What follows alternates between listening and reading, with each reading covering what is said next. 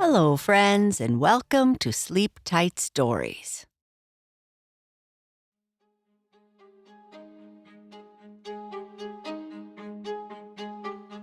The Chalors have come looking for Esther, and now she needs to leave.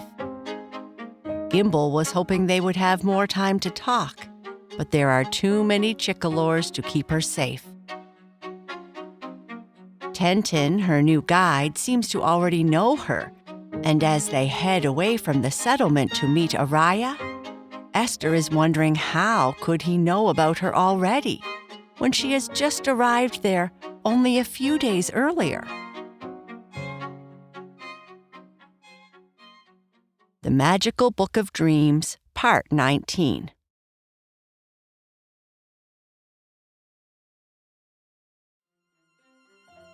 The Chalor didn't look happy, its eyes angry and glowing red. Esther was frozen in place as it slowly walked inside the tent, its focus entirely on her. If it wasn't for its eyes and an almost inaudible growl, Esther might have thought it wanted to play, like how a puppy or cat might walk toward you. Time seemed to stand still as Esther noticed its back wagging back and forth, its breathing slowing, and its muscles tensing as if it was about to pounce. Then, to her right, she heard a loud zap as a bright blue flash of light filled the tent with a dazzling glow. The redness in the Chalor's eyes disappeared, and startled and afraid of the brilliant light, it ran away as fast as its legs could carry it, leaving Esther dumbfounded and Gimbal standing there with the stick with the glowing blue tip. "What just happened?"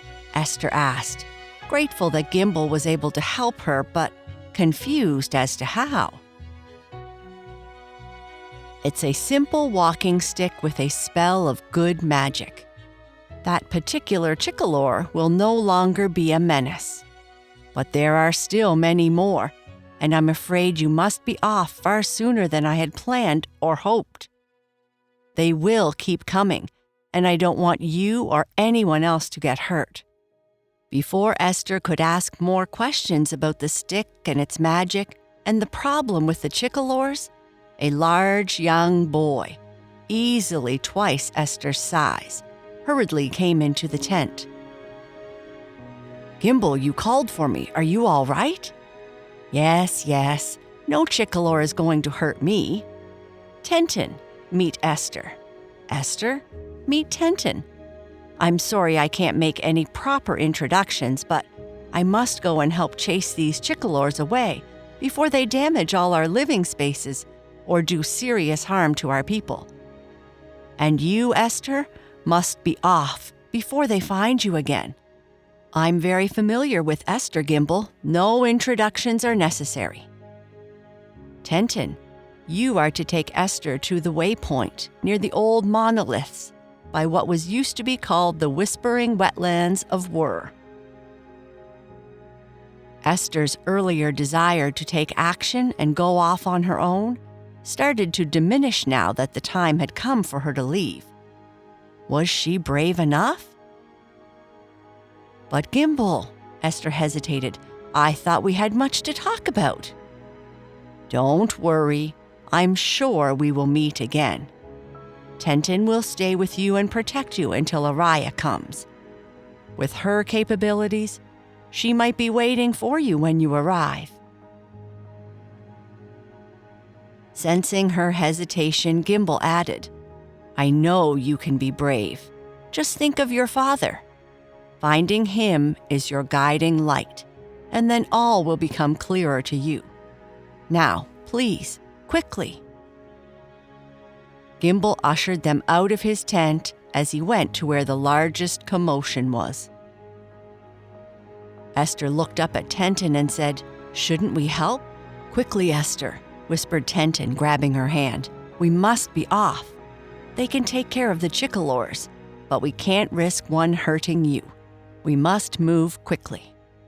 The whispering wetlands of Wur is the safest place for you now." As they left the tent behind, the grayness of the glade stretched out in front of them. The sky was heavy, dull, darkening by the moment, the glow from the morning fading. Just outside the settlement were tall, slender sticks standing out of the ground.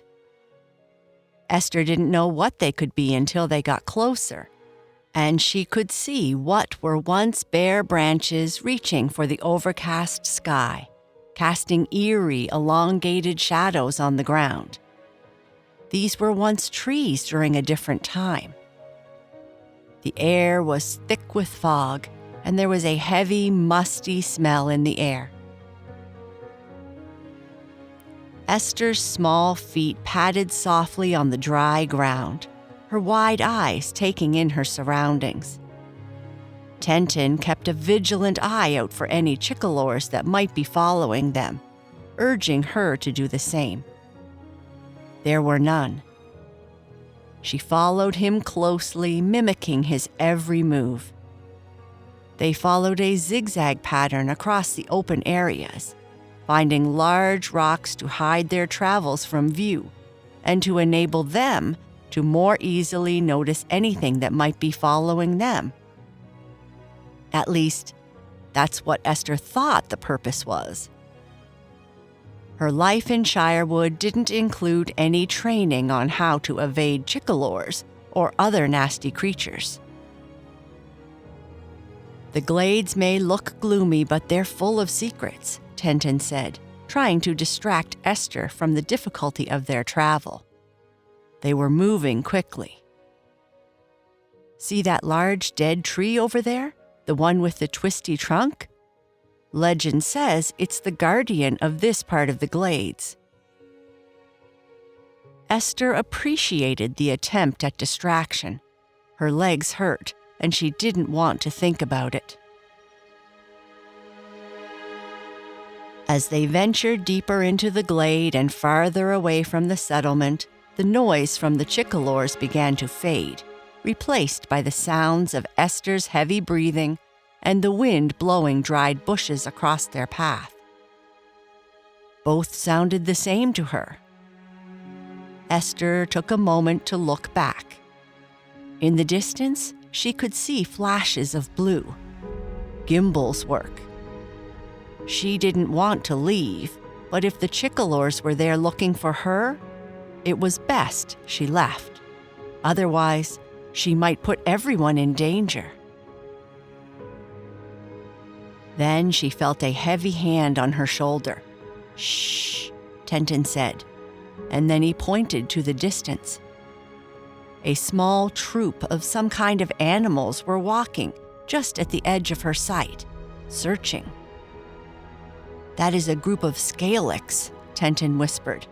"They were never that friendly before the artifact. They are even less so now."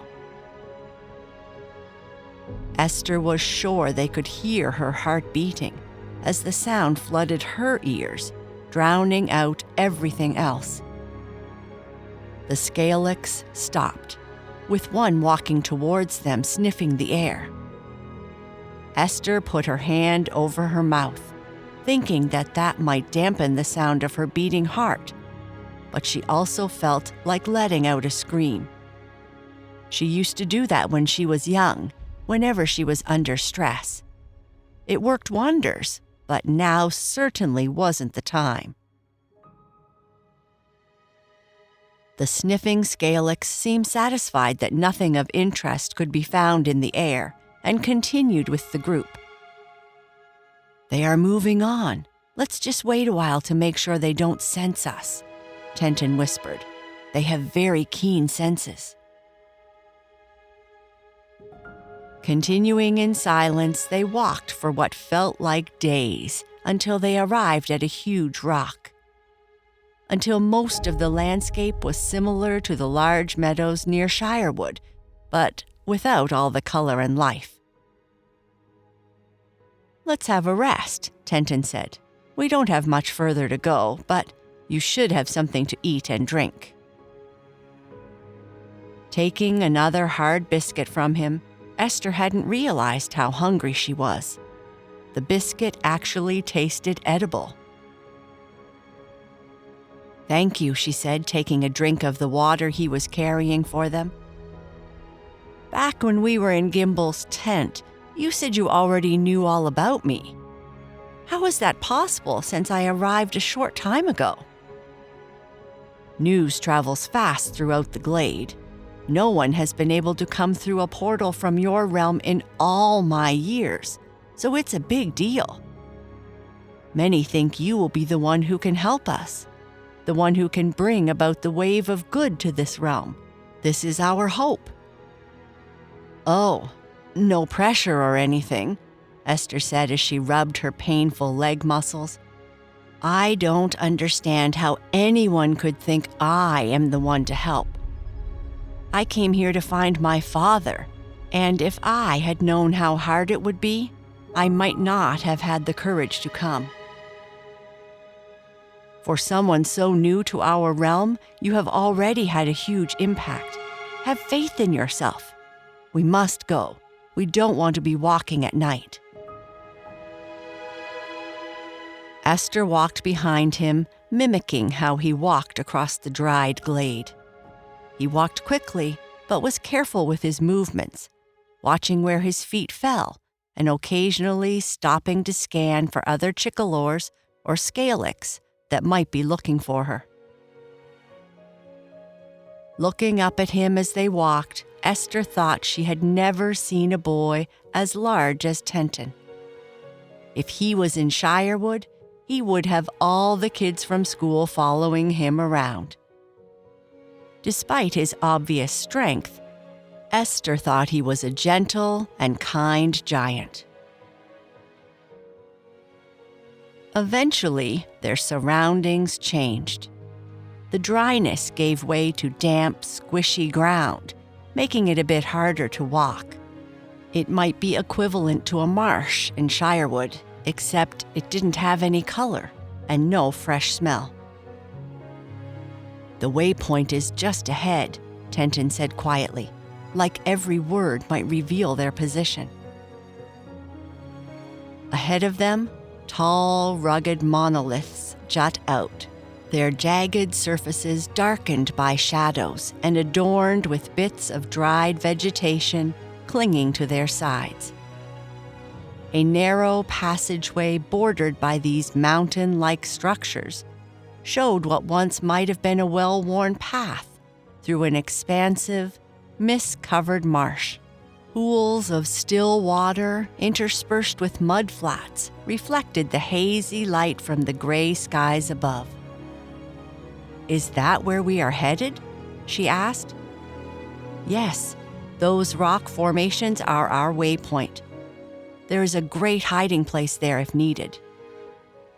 Whatever purpose these stone pillars they were walking towards served before was lost, as they now seemed to have been eroded over time, bearing the scars and textures of age.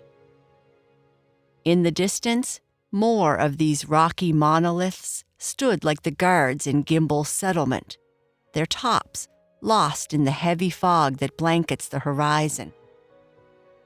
They were easily the tallest things that Esther had ever seen. The sun, though obscured by the thick, clouded skies, started to cast a gentle golden light onto the area, somehow resisting the influence of the artifact. "Something is there," Esther said. "I see it," he replied, slowing his pace as do I. A solitary figure clad in a brown cloak, face obscured, stands on the path in the middle of the watery expanse. Though the character appears small and insignificant against the size of the stone pillars, Esther's heart starts to race again and begins to feel afraid. "Should we go back?" Esther asked.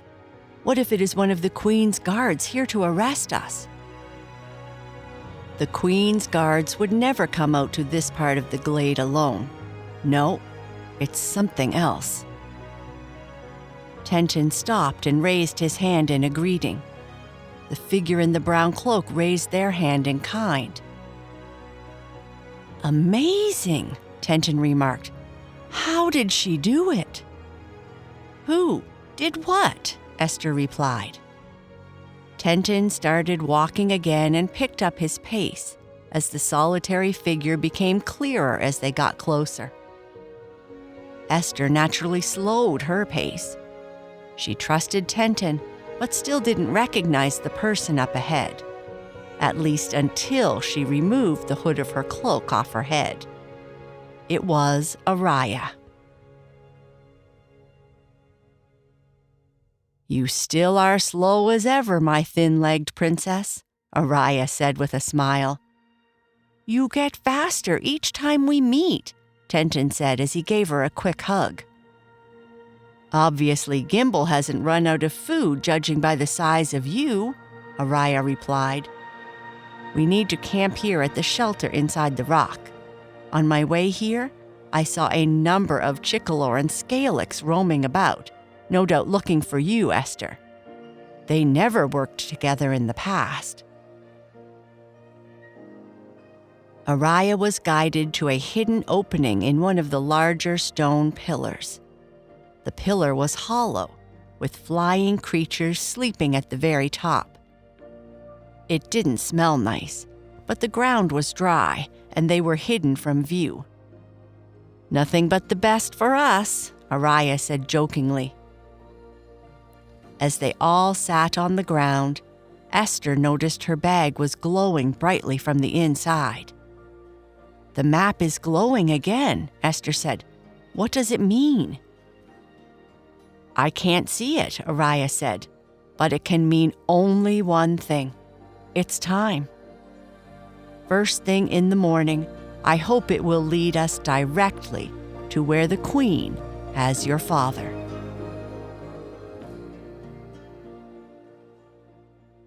And that is the end of this part. Good night. Sleep tight.